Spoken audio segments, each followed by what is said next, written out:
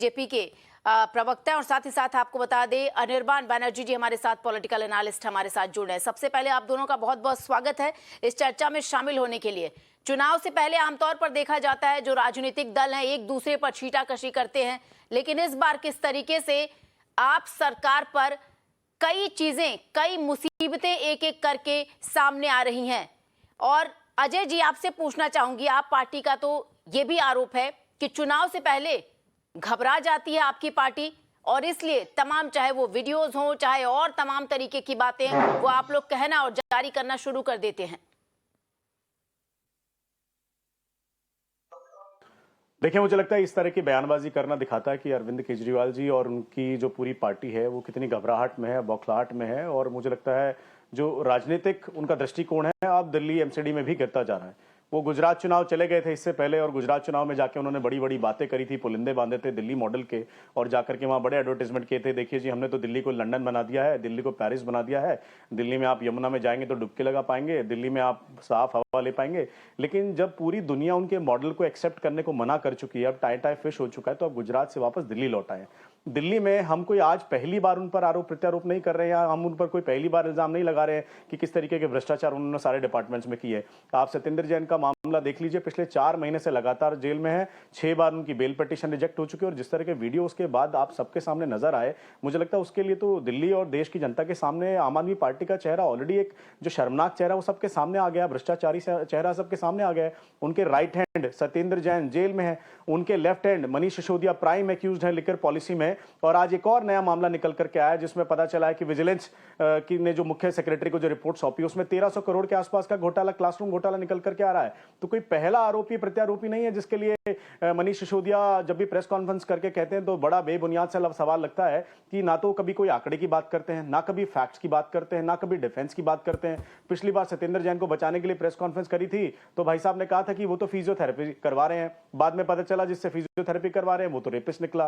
तो मनीष सिसोदिया की क्रेडिबिलिटी आज की डेट में मैं नहीं मानता दिल्ली की जनता के बीच में या देश की जनता के बीच में रह गई है। जो आदमी खुद प्राइम एक्यूज्ड है लिकर पॉलिसी में, आप कैसे विश्वास करेंगे? जो शिक्षा मंत्री पहले अनोखे शिक्षा मंत्री हैं, जो शराब मंत्री भी बने हैं। और अरविंद केजरीवाल जी का तो कहना ही क्या है, जो आदमी किसी डिपार्टमेंट की जिम्मेदारी नहीं लेना चाहता, पिछले 8 साल में आज तक उन्होंने कोई मंत्रालय नहीं लिया, किसी मंत्रालय को परफॉर्म नहीं कराया, तो आप उनकी विश्वसनीयता पर कैसे बात कर सकते हैं? मुझे लगता है आज तो उनका भांडा पूरे देश के सामने, पूरी दिल्ली की जनता के सामने फूट गया बुरी तरीके से। और जिस भी डिपार्टमेंट को आप उठा करके देखेंगे आपको रोज करप्शन का नया मामला नजर आएगा। दिल्ली जल बोर्ड ऑलरेडी 58,000 करोड़ के लोन के नीचे है, पीछे एक और मामला एलजी ने वहां पर उठाया जिसके तहत एफआईआर की गई कि 20 करोड़ के आसपास की जो पैसे हैं वो साइफन ऑफ किए गए। आप डीटीसी का उठा करके देख लें, डीटीसी की डिमांड 13,000 करोड़ की बसेस की है, लेकिन आज उनके बेड़े में 4,000 बसेस भी नहीं है, जिनमें से 300 बसेस तो इलेक्ट्रिक की केंद्र सरकार ने दी हैं। अगर टनल बनता है तो केंद्र सरकार बनाती है, अगर कोई हाईवे बन रहा है तो केंद्र सरकार बनाती है, बड़े अस्पताल केंद्र सरकार चलाती है, छोटे हॉस्पिटल एमसीडी चला लेती है। चलिए अजय जी जवाब ले लेने दीजिए, अजय जी जवाब भी ले लेने दीजिए, उसके बाद भी आप बोलिए क्योंकि चर्चा हो रही है। वरना अनिर्बान जी जो कि आप पार्टी का यहाँ पर आपको बता दे पक्ष रखेंगे, अनिर्बान जी आपसे जानना चाहेंगे, आपकी सरकार अपने स्कूल मॉडल की तो तारीफ बहुत की थी, वो पेपर भी दिखाए गए थे यहां से लेकर विदेशों तक स्कूल मॉडल की किस तरीके से चर्चा हो रही है। आखिर ये 1300 करोड़ का जो घोटाला है ये कहां से आया है? देखिए, करप्शन की जो चार्जेस उठा रहा है, जो पार्टी उठा रहा है, खुद तो प्राइम मिनिस्टर की नाम, उनकी छवि, उनकी ऑफिस एड्रेस को लेकर पीएम केयर्स जैसा प्राइवेट ट्रस्ट फंड चलाते हैं। वहां लाखों करोड़ों रुपए कहां से आते हैं, कहां जाते हैं, किसी को नहीं पता। ये लोग अगर ऑपोजिशन के कोई भी पार्टी हो, वो आप हो और दूसरी कोई पार्टी हो, उन पर अगर करप्शन की चार्ज लगाते हैं तो वो बड़े बड़े मतलब हास्यास्पद बात हो जाता है, क्योंकि वो खुद सरकार में है।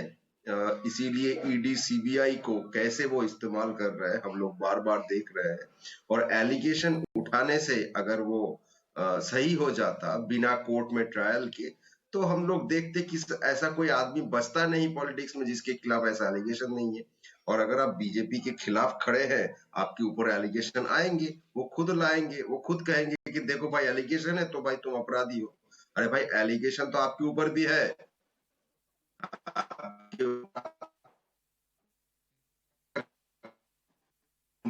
जी चलिए दोबारा से कोशिश करेंगे जुड़ने की, कुछ तकनीकी खराबी की वजह से आवाज नहीं पहुंच पा रही। अजय जी, जिस तरीके से चुनाव आता है उससे पहले ये सारे मामले क्यों आते हैं? लगातार आप पार्टी की तरफ से ये चीजें कही जाती रही हैं कि बीजेपी बाकायदा जो जांच एजेंसी है उनका इस्तेमाल तो कर लेती है, जो विपक्ष है उनका उसके विपरीत में उसके खिलाफ इस्तेमाल कर लेती है, लेकिन खुद अरविंद केजरीवाल ने भी कहा था कि अगर उन्हें एक दिन के लिए जांच एजेंसी मिल जाए तो बीजेपी के तमाम धड़े, तमाम जो नेता हैं वो सलाखों के पीछे नजर आएंगे। अरविंद केजरीवाल जी पुलिस चाहते थे, पंजाब में उनके हाथ पुलिस लगी, लेकिन आप देखिए पंजाब में क्या हो रहा है। पंजाब में सिद्धू मूसेवाला का खुलेआम मर्डर हुआ, उसके बाद हिंदू नेता सूरी थे उनका मर्डर हुआ, उसके बाद अरविंद केजरीवाल चुप हैं। आज के डेट में पंजाब में ड्रग्स और माफिया दोबारा से पीक पर है, लेकिन अरविंद केजरीवाल चुप हैं। उन्होंने तो अभी रिसेंट एक स्पीच में ये भी कहा कि राज्यपाल का पद ही नहीं होना चाहिए, गवर्नर का पद नहीं होना चाहिए, सब पद क्यों बनाए गए हैं। तो ये तो उनकी अराजक सोच को बताता है कि वो अपनी किसी भी एजेंसी को, किसी भी संवैधानिक पद को अपमानित करने में एक सेकंड भी नहीं लगाते। ये उनका चरित्र चित्रण बताता है उनकी पार्टी का। ना वो राष्ट्रपति जी को कुछ समझते हैं, ना उपराष्ट्रपति जी को, ना वो पीएम साहब को कुछ समझते हैं। जिस दिन उन्हें चुनाव के लिए इस्तेमाल करना होता है उस दिन जाकर के वो खुले में उनको अभद्र भाषा इस्तेमाल करते हैं। उनके गोपाल इटालिया को देख लीजिए, उनके राजेंद्र पाल गौतम को देख लीजिए, जिस तरह की भाषा और चरित्र चित्रण आम आदमी पार्टी के प्रवक्ता और उनके नेताओं का नजर आ रहा है आज की डेट में, तो मुझे लगता है पूरा देश शर्मसार होगा जिस पार्टी ने इनको इंडिया अगेंस्ट करप्शन के तहत देखा था। ये पार्टी मौलिक अधिकारों की बात करती थी, ये पार्टी नैतिकता की बात करती थी, देश में करप्शन के खिलाफ बात करती थी। ये पार्टी कहा करती थी राइट टू रिकॉल होना चाहिए, पहले इस्तीफा हो फिर जांच हो। आज तो उनके बड़े मंत्री सत्येंद्र जैन पिछले 4 महीने से जेल के अंदर हैं। अब उनको तो भाजपा ने जेल में नहीं रखा है, उनको तो कोर्ट ने जेल में रखा है। 1 बार नहीं, 2 बार नहीं, 3 बार नहीं, 6 बार उनकी बेल पिटीशन रिजेक्ट हो चुकी है। और ये कोई पहला मामला नहीं है। उनका पार्षद ताहिर हुसैन, उनकी बेल पिटीशन कोर्ट ने रिजेक्ट कर दी है। हर दिन एक नया क्रिमिनल आम आदमी पार्टी से बाहर निकल करके आ रहा है जो एक नए करप्शन केस के साथ दिखाई देता है। हाँ, उन्हें चुनाव में इस वक्त इसलिए चुभता है क्योंकि चुनाव में ये चीज अब नीचे लोगों के बीच में जाने लगी है कि आम आदमी पार्टी का जो चेहरा है, जो कट्टर ईमानदार का जो चेहरे का है, वो सिर्फ एक मुखौटा है। उसके पीछे तो बहुत बड़े बड़े भ्रष्टाचारी बैठे हैं। आप क्लासरूम घोटाला उठाओगे तो करप्शन, आप लिकर पॉलिसी लाओगे तो करप्शन। अब मुझे बताइए, लिकर पॉलिसी अगर इतनी बेहतर पॉलिसी थी, इतनी अच्छी पॉलिसी थी, इतनी ईमानदार पॉलिसी थी, तो रोल बैक क्यों किया? रोल बैक किया तो उसमें कितना राजस्व का घाटा पार्टियां लगा करके खुद देख लीजिए। आज देखिए देश के सामने स्पष्ट है, जिस तरीके से सत्येंद्र जैन की मसाज जेल के अंदर चल रही है, जिस तरह के वीडियो देश देख रहा है, जिस तरह के वीडियो दिल्ली देख रहा है, आज ये स्पष्ट हो रहा है कि किसी भी संवैधानिक पद का, किसी भी कानून का दुरुपयोग करने से अरविंद केजरीवाल और उनके लोग पीछे नहीं हटेंगे। इसीलिए कहते हैं कि इनकी जो अराजक सोच है इससे देश को खतरा है। और मैं कहता हूं अरविंद केजरीवाल, आज क्यों नहीं आप प्रेस कॉन्फ्रेंस कर रहे हैं? आज क्यों मनीष सिसोदिया को आगे बिठा देते हैं? मनीष सिसोदिया तो खुद प्राइम एक्यूज नंबर 1 है लिकर पॉलिसी में, तो उनकी तो कोई क्रेडिबिलिटी ही नहीं बची है। वो आकर के कैसे भ्रष्टाचार के खिलाफ बोल सकते हैं जिनके खिलाफ खुद आरोप प्रत्यारोप है, उनके खिलाफ खुद ईडी के केसेस चल रहे हैं। और उनके विजय नायर तो खुद सोशल मीडिया इंचार्ज हुआ करते थे आम आदमी पार्टी के, आज वो जेल में है। देखिए, जेल में रखने का काम भाजपा को तो नहीं है। हाँ, दिल्ली सरकार के नीचे एक जेल आती थी, तिहाड़, और तिहाड़ के अंदर आप देख लीजिए हाल क्या करा है। तिहाड़ का प्रशासन पूरा, आज तिहाड़ से 56 ट्रांसफर करने पड़े हैं। बताइए क्यों ट्रांसफर करने पड़ रहे हैं? मुझे लगता है ये चेहरा आप सबके सामने है, भ्रष्टाचार, करप्शन और झूठ बोलने का चेहरा अरविंद केजरीवाल जी का आज सबके सामने है। इसीलिए अब वो चुनाव में बौखला गए और इस तरह की वो बयानबाजी कर रहे हैं। आज उनके पास ना तो आंकड़े हैं, ना फैक्ट है, ना लॉजिक है। जो हर किसी को जेल में डालने की बात किया करते थे, आज उनके खुद के मंत्री जेल में है। मुझे लगता है इससे ज्यादा शर्मनाक चेहरा किसी पार्टी के लिए और नहीं हो सकता। जी। और इस बीच आपको बता दें हमारे सहयोगी पुलकित इस वक्त जुड़ गए हैं, उनसे थोड़ा सा अपडेट ले लेते हैं, फिर से लौटूंगे अनिर्बान जी आपके पास। पुलकित, इस पूरे मामले में जिस तरीके से इस पूरे घोटाले का उजागर हुआ, 1300 करोड़ का ये घोटाला बताया जा रहा है, हालांकि साथ ही साथ जो विजिलेंस डिपार्टमेंट है पुलकित, उसने ये भी कहा है कि इस पूरे मामले में गहनता से जांच होनी चाहिए, यानी ये रिपोर्ट काफी नहीं है, पर्याप्त नहीं है, जांच यहां पर बनती है।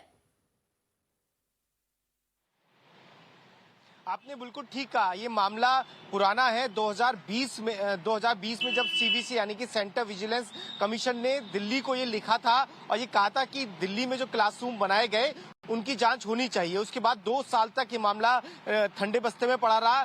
दिल्ली के उपराज्यपाल ने दिल्ली के चीफ सेक्रेटरी से ये सवाल किया कि आखिर अभी तक इस मामले में जांच क्यों नहीं हुई। उसके बाद में डायरेक्टर ऑफ विजिलेंस की तरफ से आज ये बात सामने आई है कि 1300 करोड़ रुपए का घोटाला इसमें हो सकता है। साथ ही उन्होंने ये भी लिख दिया है कि इसकी जांच एक प्रॉपर एजेंसी से, यानी कि इस पूरे मामले की गहनता से जांच कराई जानी चाहिए, जिसके बाद ये साफ होगा कि आखिर दिल्ली में जो स्कूल बने, दिल्ली में जो क्लासरूम बने, वो सही बने या उनमें एक बड़ा घोटाला किया गया है। ये भी बात इस रिपोर्ट में लिखी गई है। जी जी पुलकित, आपका शुक्रिया इन तमाम जानकारी के लिए। तो अनिर्बान जी, जिस तरीके से इस पूरी रिपोर्ट की ये भी कहा गया कि गहनता से जांच होनी चाहिए, आपको क्या लग रहा है, क्या एमसीडी चुनाव के पहले जानबूझकर ये छींटाकशी की जा रही है, या फिर जिस स्कूल मॉडल की आप लोग बढ़ चढ़ कर तारीफ करते थे, हर जगह चुनावी कैंपेन का एक मुद्दा होता था कि स्कूल अगर जैसा हो, जहां पे दिल्ली सरकार ने जो स्कूल किए हैं वैसा मॉडल ही अपनाया जाना चाहिए, क्या कहना है आपका? देखिए, एक चीज तो पता चल रहा है कि क्लासरूम्स बने हैं और उसमें करप्शन की चार्ज जो आ रहा है वो तो इन्वेस्टिगेशन करना पड़ेगा। और अब बीजेपी के जमाने में आप मुझे एक इन्वेस्टिगेशन जो शुरू हुआ है, कंप्लीट किया है, सीबीआई, ईडी, विजिलेंस जो भी हो, उन्होंने कंप्लीट किया है, एक एग्जांपल दिखा दीजिए ऑपोजिशन के जी खिलाफ वो जी अनिर्बान जी और अजय जी, आप दोनों से मैं क्षमा चाहूंगी, इस चर्चा को यहीं पर मैं रोकूंगी और सीधे लिए चलते प्रधानमंत्री नरेंद्र मोदी के यहाँ, जो आपको बता दें इस